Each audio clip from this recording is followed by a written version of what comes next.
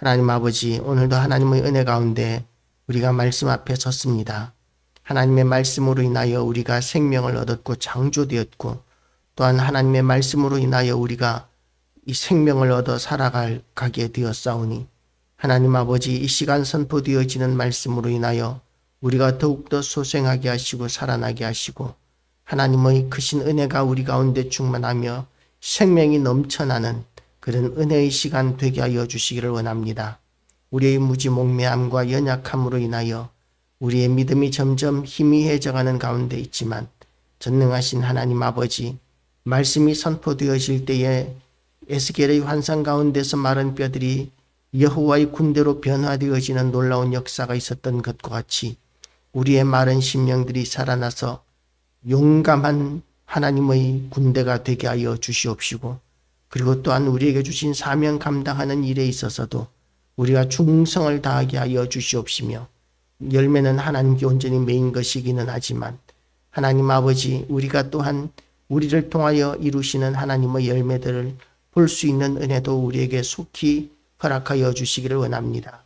하나님께서 또한 이 시간 선포되어지는 이 말씀을 통하여 교회 모든 성도들의 심령들마다 부흥되어지며, 또한 믿지 않는 자들의 마음도 찔림을 받고 생명을 얻고 구원을 얻는 역사가 있게 하여 주시옵시고, 또한 말씀을 붙들고 온 교회와 성도들이 기도할 때마다 하나님께서 응답하시고 도우시고 공급하시는 은혜를 누리는 시간 되게 하여 주시옵소서. 모든 것을 주관하시는 전능하신 하나님께 찬양과 경배와 영광을 돌려드리오며 예수 그리스도 이름으로 기도드리옵나이다. 아멘. 오늘 이 말씀은 이제 이스라엘의 그야말로 악한 왕들이 계속 일어나게 되면서 우상 숭배가 이제 본격적으로 온 나라를 뒤덮게 된 그런 상황이었었습니다.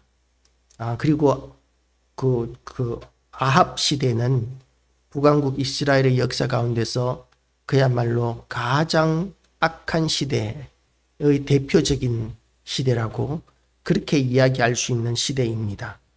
이렇게 나라가 점점 가면 갈수록 점점 더 악해지게 되고 하나님을 떠나게 되고, 그리고 이렇게 타락하게 되는데 그 이유가 뭐냐면 그 심령들이 죽었기 때문에 그렇습니다. 우리가 이 청계천을 가보면, 청계천을 저는 한 번도 안 가봤지만 유튜브로는 청계천을 참 많이 봤는데요. 거기에 많은 물고기들이 있습니다. 지금은 굉장히 많은 물고기들이 있는데 하류에서부터 거슬러 올라온 그런 물고기들이 참 많이 있어요. 물고기들이 살아있을 때에는 하류에서 맑은 물로 이렇게 자꾸만 상류로 거슬러 올라가고자 하는 그런 본성들이 있습니다. 그래서 물이 흐르는 대로 따라가는 것이 아니라, 흘러가는 것이 아니라 물을 거슬러 올라가는 것을 통해서 신선한 물을 공급받고, 그리고 또한 산소를 공급받고 맑은 물을 차지하게 되는 것이죠. 그렇게 물고기들은 살아있을 때는 물을 거슬러 올라가는데, 세상의 모든 것들은, 이 자연 만물이나 또는 이 세상의 모든 것들은 다 변질되고 타락되어져 가는 그런 모습으로 가게 되어 있습니다. 이런 것을 엔탈피의 법칙이라고 이렇게 물리학에서는 이야기하고 있습니다. 엔탈피의 법칙이라고 이야기하는 것은 모든 것은 안정된 상태, 더 이상 무너질 수 없고 떨어질 수 없는 상태, 그런 상태로 되는 것을 엔탈피의 상태라고 이야기하는데, 그렇게 이 세상이 다 모든 물리적인 것들이 그렇게 주저앉고 건설되어지는 것보다는 무너지고 부서지고 그리고 사라지는 것이, 그것이 세상의 물리적인 법칙인 것과 마찬가지로 죄의 법도 마찬가지입니다. 하나님이 없는 심령이 죽은 자들은 세상의 흐름을 따라가게 되어 있고 거슬러 올라가지 못합니다. 세상을 거슬러 올라간다는 것은 자칫 손해를 감수해야 되는 일이고 희생을 감수해야 되는 일이고 때로는 생명을 걸어야 되는 일이 되기도 합니다. 그렇기 때문에 우리의 심령이 살아있을 때는 세상이 어떠하든지 간에 믿음을 견고하게 지킬 수 있지만, 심령이 죽어 있을 때는 세상이 흘러가는 대로 아니 세상이 흘러가는 것보다도 더 악한 상황으로 그렇게 변질되고 타락하게 되어져 있습니다.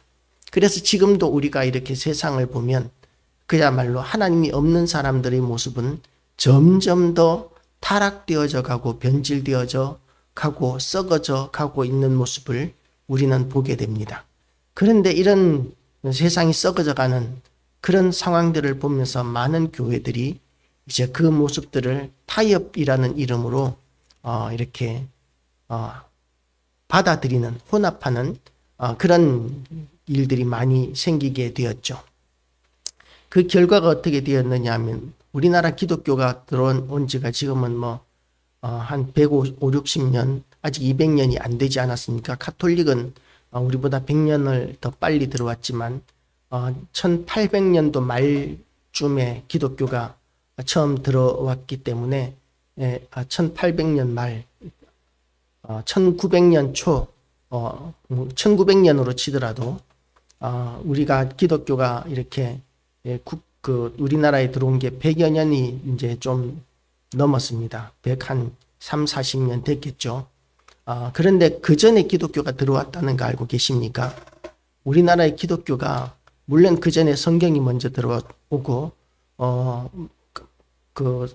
선교사 가운데는 두만강에서 이렇게 목이 잘려 죽은 그런 선교사가 전해준 성경이 먼저 들어와서 그 성경으로 말미암아 선교사 없이 교회가 먼저 세워진 특이한 선교 역사를 가지고 있는 나라이기도 하지만 그 전에 기독교가 먼저 들어온 증거가 어디에 있느냐 하면 경주에 가면 경주 박물관이 있습니다. 그런데 그 경주 박물관에 가보면 기독교 유물들이 불국사 그 박물관에 굉장히 많이 전시되어 있습니다. 그것은 1000년 전의 유물인데 1000년 전의 유물이 기독교 유물이 우리나라에서 그렇게 많이 발굴되어서 경주 박물관에 가면 그것을 볼 수 있습니다. 그래서 저도 가서 직접 본 적이 있었어요. 포항에 살 때. 정말 그런가 누가 거짓말하는 거 아닌가 싶어가지고 경주 박물관에 가서 보니까 정말 1000년 전의 기독교 유물들이 십자가라든지 성모상이라든지 묵주라든지 이런 기독교 유물들이 굉장히 많이 전시되어 있는 것을 보았었습니다.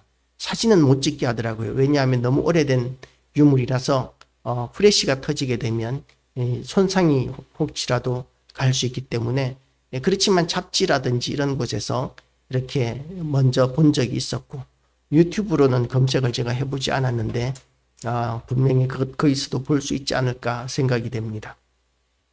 그런데 왜 그 이후에 기독교가 지금 전래된 1900년 이전 그 이전에는 기독교의 흔적조차도 우리나라에 없느냐 하면 혼합되었기 때문에 그랬었습니다. 우리나라의 토착신앙과 혼합이 되고 문화와 혼합이 되고 불교와 혼합이 되고 이 모든 것들과 혼합이 되면서 그 정체성을 잃어버리고 그리고는 없는 것과 같은 그런 기독교가 되어버린 것이죠. 우리나라의 기독교가 불국사면 1000년 전이지 않습니까? 신라시대. 1000년 훨씬 전에 그렇게 기독교가 들어왔는데도 불구하고 기독교의 흔적조차도 저 박물관에 가야 겨우 몇 점을 볼 수 있을 정도로 사라진 이유가 모든 것들을 받아들이고 타협하고 혼합되고 변질되면서 그렇게 되어버린 것이죠. 그리고 이제 우리가 다시 한 번 더 기회가 주어져서 기독교가 들어오게 되고 그리고 이제 생명을 걸고 수많은 순교자들이 나오면서까지 기독교의 본질, 신앙의 본질을 지키고자 하는 그런 싸움들을 싸웠기 때문에 우리는 온전한 복음을 지금도 받아들이고 보존할 수 있게 되었습니다. 그런데 지금 이 시대에 다시 포스트 모더니즘이라고 해서 모든 문화를 혼합하는 그런 풍조가 이 시대의 이 문화가 되어버렸습니다. 그래서 이렇게 모든 것들을 혼합해 가면서 교회도 이렇게 혼합하는 그런 교회들이 굉장히 많이 생겼었습니다.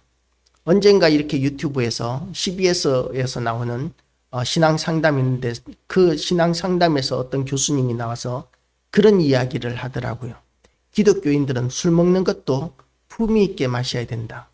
그렇게 이야기를 하더라고요. 세상에 신학교 교수라는 사람이 그 신앙 상담 CBS 신앙 강좌를 하면서 기독교인들이 술 먹는 것을 품위 있게 마셔야 된다는 그따위 이야기들을 할 정도로 세상과 타협하는 것이 노골화되어져 가고 있는 그런 시대가 되어버렸습니다. 우리는 소금과 빛의 본질을 잘 보존해야만 합니다. 소금과 빛의 그 본질을 잃어버리면 예수님께서도 말씀하시지 않습니까? 땅에 버려져 밟힐 뿐이라고 이렇게 말씀을 하셨습니다. 그런데 지금 우리가 1000년 전에 유래된 기독교는 그렇게 소금과 빛의 그 본질을 잃어버렸기 때문에 흔적도 없이 사라져 버렸고, 지금 이 시대에 우리가 그나마 한 100여 년 동안 그나마 유지해 오고 있었는데, 그런데 지금 이 시대에 많은 교회와 또한 많은 신학교들이 그와 같이 또다시 사라지는 그런 혼합과 변질의 선택들을 하고 있는 것을 우리는 볼 수 있는 것이죠. 지금 오늘 이 성경의 시대에도 마찬가지입니다. 역사는 반복된다고 하는데 이 성경 시대에도 이스라엘의 왕들이 처음 왕위에 오를 때는 그렇지 않았겠죠. 나라가 건국되어질 때는 그야말로 여호와 하나님 말고는 다른 어떤 것들도 절대로 용납하지 않는 그런 투철한 신앙의 나라였었습니다. 하나님 나라의 모형이었고 샘플이었던 것이 이스라엘이었었습니다. 그런데 세월이 지나가면서 어떻게 되느냐 하면 좀 더 잘 먹고 좀 더 잘 살고 싶다, 좀 더 부유해지고 싶다, 그렇게 해서 생각한 것이 뭐였느냐 하면 만몬을 섬기는 것이었고, 만몬은 돈의 신이거든요. 그런데 그 만몬을 섬길 때에는 인신제사를 드립니다. 자기 자식을 이렇게 제물로 드린다든지 또는 사람을 제물로 드린다든지 이런 일들이 있었는데, 그래서 이스라엘의 유물들 가운데 보면 그렇게 제물로 드려졌던 아기들의 그 유골이 항아리 속에 이렇게 보관되어 있는 것들이 많이 발견되고 있다고 합니다. 지금도 얼마나 그렇게 아기들을 인신 제물로 많이 바쳤던지 엄청나게 많이들 발굴되고 있다고 합니다. 그렇게 변질되고 타락되면서 부자가 되고 싶어 했어요. 잘 살고 싶어 했었습니다. 그리고 또 섬긴 것이 바알과 아세라였었습니다. 바알 신은 비의 신입니다. 비의 신이기 때문에 그래서 농사 짓는 데 있어서 비가 내리면은 그것은 하늘의 축복이라고 여기던 시대에 비의 신까지 섬기면 비를 얼마나 잘 내려줄까 하는 그런 기대감이 있었던 것이죠. 우리나라 사람들은 비가 오면 옛날부터 우산을 쓰고 다녔지만 서양 사람들은 비가 오면 비를 맞는 것이 문화라고 이렇게 이야기합니다. 왜냐하면 비는 하나님의 은혜이기 때문이라는 것이죠. 그런데 그 비의 신을 섬기고 또한 아세라를 섬기고 하면서 어떤 일이 벌어지게 되느냐 하면 우상 숭배에서 필연적으로 따라오게 되는 것이 음행입니다. 그렇게 음행이 온 나라 안에 가득하게 되고, 그러니까 얼마나 좋아요. 음행을 마음껏 쾌락을 추구하면 그러면 하늘에서 비를 내리고 농사도 잘 되고 풍요해지고 부자가 된다는 그런 것들이 얼마나 큰 유혹이었고 얼마나 좋았겠습니까? 그런데 여호와 하나님께서는 십계명을 주셨습니다. 살인하지 말지니라, 간음하지 말지니라, 내 이웃을 해하려 거짓 증언하지 말지니라, 도적질하지 말지니라, 내 이웃의 아내를 탐내지 말지니라, 거짓말하지 말지니라. 뭐 이렇게 하나님께서 주신 십계명들은 불편하기 짝이 없어요. 그러니까 그런 모든 인간의 쾌락을 주는 그런 것들에 대하여 하나님께서 주신 방편 말고는 결혼이라든지 또는 땀 흘려 노력하는 거라든지 이런 것 말고는 부자가 될 수도 없고, 또한 이런 그 욕망을 해결할 수 있는 방법도 없고, 이 답답하기 짝이 없는 것이죠. 그런데 하나님께서는 그것을 인간이 정말 잘 살 수 있는 제도로 주신 것입니다. 왜냐하면 하나님께서는 내가 거룩하니 너희도 거룩하라고 이렇게 말씀하신 것이죠.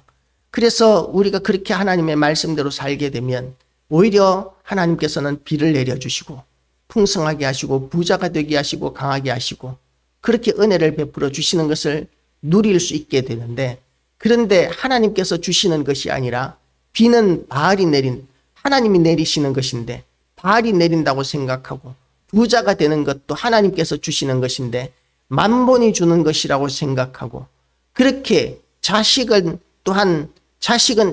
하나님이 주시는 것인데 아세라가 주는 것이라고 그렇게 여기고, 그렇게 하나님께서 주시는 모든 것들을 우상 숭배하는 것으로 돌려버리니까 하나님께서는 그 주실 것들을 다 거두기 시작하십니다.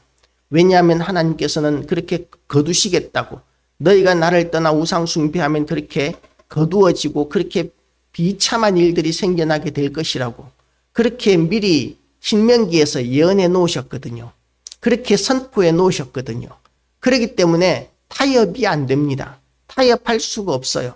하나님께서 적당히 아세라도 용납하시고, 바알도 용납하시고, 만문도 용납하시고, 엘도 용납하시고, 그런 이 모든 우상들을 적당히 용납하시면서 은혜를 베풀어 주시면 참 좋을 것 같은데, 우리 하나님은 절대로 불의와 또한 악과 더러운 것과 이런 것들과 타협하실 수가 절대로 없습니다.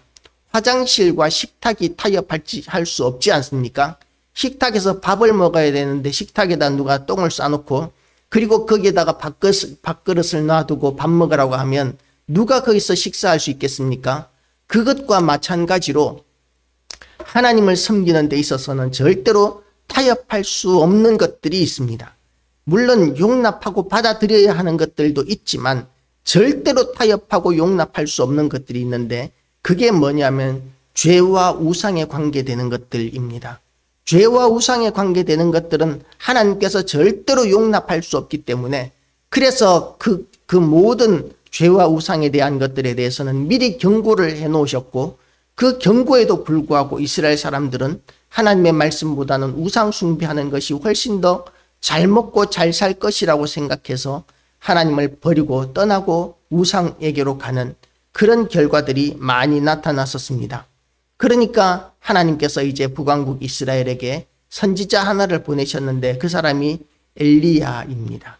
엘리야를 보내셔서 이제 아합, 그야말로 북왕국에서 대표적인 악한 왕 가운데 하나인 그 아합에게 하나님께서 엘리야를 통해서 선포하시는데, 이제 내가 허락할 때까지 하늘에서 비가 내리지 않을 것이다 라고 이렇게 선포하시는 것이죠. 원래 이스라엘은 이른 비와 늦은 비가 이렇게 있습니다. 그래서 이른 비와 늦은 비를 통해서 1년에 한 2번 정도 비가 내리는 것을 통해서 농사를 짓고, 그 중간에는 이제 흠뻑 이슬을 내려요. 아침마다 지중해에서 불어오는 습한 바람으로 말미암아 새벽에는 이렇게 온 땅에 축축할 정도로 이슬이 맺히는, 그 이슬을 통해서 식물이 자라게 되고 농사를 짓게 되는데, 그런데 하나님께서 엘리야를 통해서 비가 내리지 않을 것이라고 그렇게 선포하고 난 뒤에는 3년 반 동안 이슬도 내리지 않는 거예요. 비도 내리지 않고 이슬도 내리지 않으니까 강마다 다 말라 없어지게 됩니다. 요번에 강원도에서 물이 없어가지고 제한급수하고 난리가 나지 않았었습니까? 이제는 비가 와가지고 그거 해결됐다고 그러는데, 물이 없으면 얼마나 힘들어지는지 몰라요. 농사도 지을 수 없습니다. 지금은 우리가 비 안 와도 괜찮아. 수도 물 먹으면 되니까, 수도 틀면 되니까 그렇게 생각하겠지만, 비가 오지 않으면 수도물도 끊기게 되어 있습니다. 그러면 얼마나 불편한 일들이 많은지 몰라요. 먹는 물은 우리가 마트에서 이렇게 생수를 사서 먹을 수 있습니다. 그런데 화장실은 어떻게 할까요? 화장실은 정말 곤란해지는 것이죠. 화장실 안 갈 수도 없고, 그렇다고 계속해서 모아놓을 수도 없습니다. 옛날처럼 재래식 화장실이 아니니까요. 그래서 지금도 비가 안 오면 정말 어렵고 힘들어지게 되는 것이죠. 그런데 그 비를 누가 내려주시느냐 하면 하나님이 내려주시는 것인데, 하나님을 떠나게 되니까 하나님께서는 비를 멈추십니다. 비를 멈추시니까 온 나라가 이제 말라 죽는 것이죠. 그렇게 말라 죽어가는 가운데서 아합 왕은 엘리야를 찾아라 하고 온 나라에 명령을 내립니다. 왜냐하면 비가 내리지 않는 것이 엘리야 때문이라고 생각을 한 거예요. 어떻게 엘리야 때문입니까? 하나님께서 멈추신 것인데, 하나님께서 비를 막으신 것인데, 그런데 엘리야를 찾아라. 엘리야를 잡아 죽여야 비가 온다. 그렇게 생각하고 아합은 온 나라에서 엘리야를 찾았었습니다. 그런데 엘리야를 찾지 못했었습니다. 그리고 이제 엘리야가 때가 되었기 때문에 3년 반이 지나고 이제 때가 되니까 아합에게 다시 나타나겠다고 이렇게 오바댜라는 사람을 만나게 됩니다. 그렇게 아합의 신하 오바댜를 만나서 내가 아합에게 가겠다고 이렇게 전하라고 이렇게 이야기합니다. 그런데 그것은 생명을 거는 일이에요. 왜냐하면 그동안 그렇게 찾아도 안 나오던 사람이 나오겠다고 약속은 했지만, 아합을 만나겠다고 약속은 했지만 안 오면 자기 생명이 끝나는 거거든요. 물 때문에 얼마나 다들 절박한데, 그런데 그 절박한 상황 가운데서 왕 앞에서 장난한 게 돼버리니까 그야말로 멸문지화를 당할 수 있는 그런 두려운 일입니다. 그러니까 이제 오바댜가 두려워하면서 이렇게 이야기합니다. 내가 당신을 12절 말씀입니다. 내가 당신을 떠나간 후에 여호와 영이 내가 알지 못하는 곳으로 당신을 이끌어 가시리니 내가 가서 아합에게 말하였다가 내가 당신을 찾지 못하면 내가 죽임을 당하리이다. 당신의 종은 어려서부터 여호와를 경외하는 자라. 이세벨이 여호와의 선지자들을 죽일 때에 내가 여호와의 선지자 중에 100명을 50명씩 불에 섬기고 떡과 물로 먹인 일이 내 주에게 들리지 아니하였나이까? 라고 이렇게 이야기합니다. 그렇게 이야기하니까 엘리야가 15절입니다. 엘리야가 이르되 내가 섬기는 만군의 여호와께서 살아계심을 두고 맹세하노니 내가 오늘 아합에게 보이리라고 이렇게 이야기합니다. 그랬더니 믿고 가는 거예요. 왜 믿고 갑니까? 아까는 아합에게 보이겠다고 이렇게 이야기했더니 안 믿고 두려워하더니, 그런데 엘리야가 다시 이야기하니까 이제 갔습니다. 그런데 왜 믿을 수 있었을까요? 선지자가 여호와 하나님의 이름으로 맹세했기 때문에 믿었던 것이죠. 우리는 맹세에 대해서 두려워할 줄 알아야 합니다. 사람들을 속이기 위해서 맹세하는 사람들이 얼마나 많은지 몰라요. 예수 믿는다는 사람들도 자신의 이익을 위해서 거짓 맹세하는 경우들이 굉장히 많이 있습니다. 그래서 여호와의 이름으로 맹세해도 지금은 믿을 수 없는 시대가 되었지만, 그러나 이 시대에는 여호와의 이름으로 맹세했는데 지키지 않으면 저주를 받는 것이 두려웠기 때문에 여호와의 이름으로 맹세하면 누구든지 다 믿었었습니다. 그 신뢰를 우리는 다시 회복해야 합니다. 우리가 하나님의 이름으로 말을 함부로 하는 것, 이런 것들을 우리가 정말 다시 고쳐야 합니다. 이제는 하나님의 이름으로 이야기했을 때 그것이 나에게 유익이 되지 않고 나에게 어떤 손해가 될지라도, 어려움을 우리가 각오해야 할지라도 하나님의 이름으로 한 말에 대해서 우리가 책임질 줄 알아야 합니다. 그래야 우리가 손해를 보더라도 교회의 영광이 살아나고 성도의 영광이 다시 살아날 수 있습니다. 손해보지 않고 희생하지 않으면서 교회의 영광과 성도의 영광이 다시 살아날 수 없는 것이죠. 말로 한다고 믿어주지 않는 시대가 되었는데, 우리의 말이 다시 신뢰를 얻을 수 있도록 우리는 대가를 지불할 수 있어야 합니다. 많은 손해를 무릅써야 하고 또한 억울한 일들을 감당해야만 합니다. 그렇게 엘리야가 여호와의 이름으로 맹세하니까 오바댜가 드디어 이제 아합에게 가서 엘리야가 나타난다고 나오겠다고 그렇게 이야기하는 것을 보고를 합니다. 엘리야를 만난 아합은 첫 말이 이거입니다. 엘리야를 볼 때에 17절입니다. 아합이 그에게 이르되 이스라엘을 괴롭게 하는 자여 너냐? 라고 이렇게 이야기합니다. 누가 이스라엘을 괴롭게 하고 있습니까? 하나님께서 이스라엘을 괴롭게 하셨죠.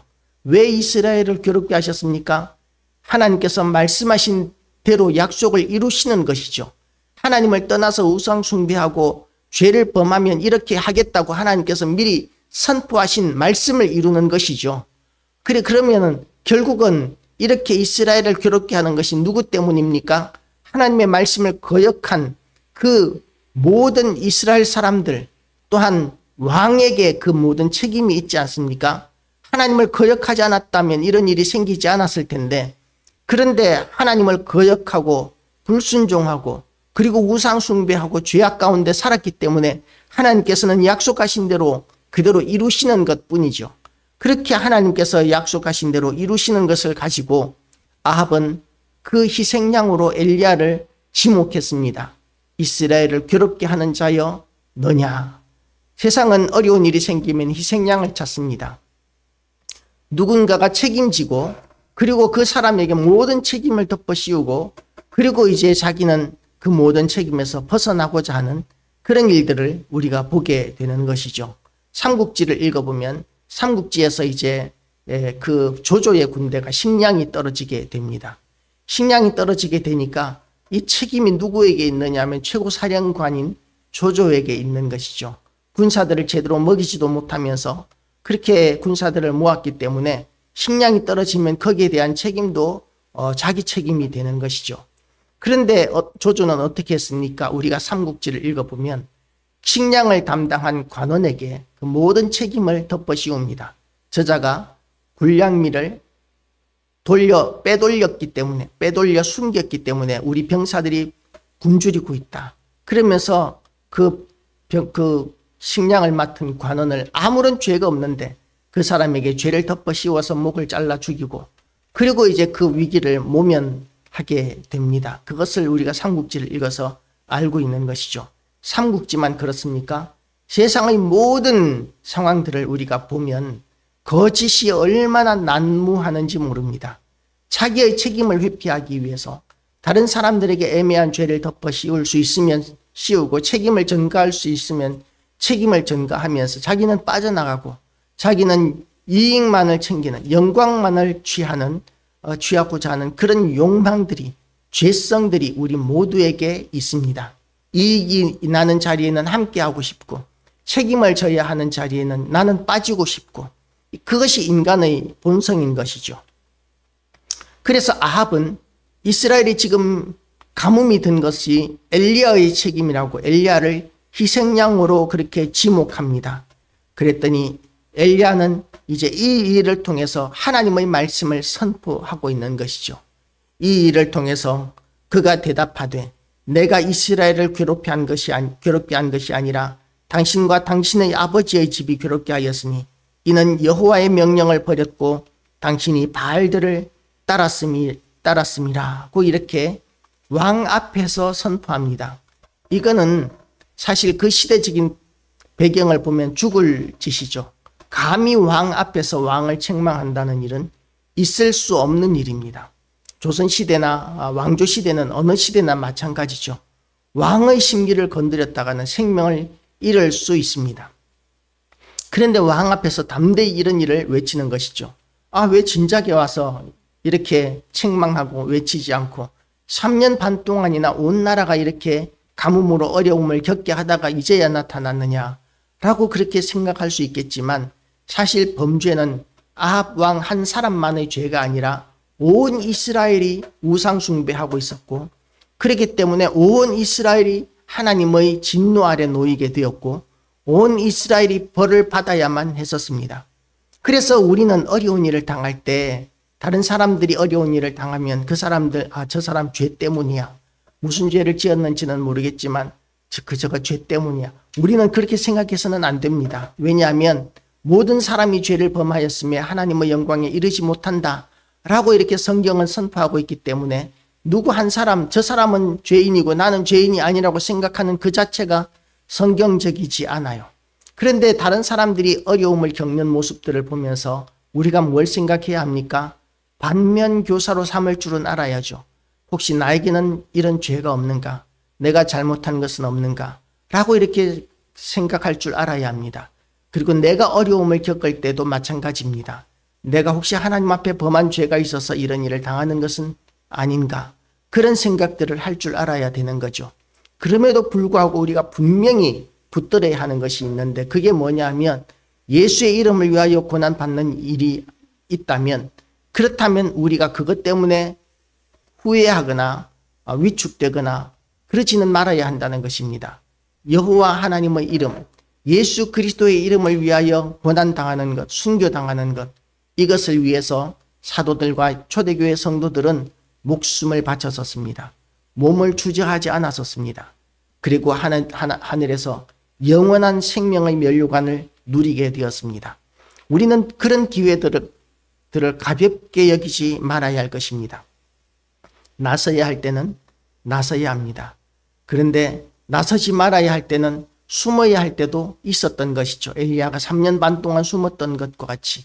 그래서 오바댜는 숨어 있었던 사람이었지만, 그렇지만 숨어 있으면서도 소금과 빛으로서 선지자들을 이렇게 잘 챙겨주는 그런 일을 했었고, 엘리야는 하나님의 때까지 기다릴 줄 알았었습니다. 종교 개혁이 일어났을 때 수많은 사람들이 순교했었습니다. 천주교는 잘못되었다라고 이렇게 외치면서 수많은 종교 개혁자들이 순교했었습니다. 그리고 그 피가 때가 되었을 때에 이제 루터에 의해서, 칼빈에 의해서 종교 개혁이 일어났고, 그리고 이제 초대교회가 생겨나게 된 것이죠. 말씀으로 돌아가는 일이 생겨나게 되었습니다.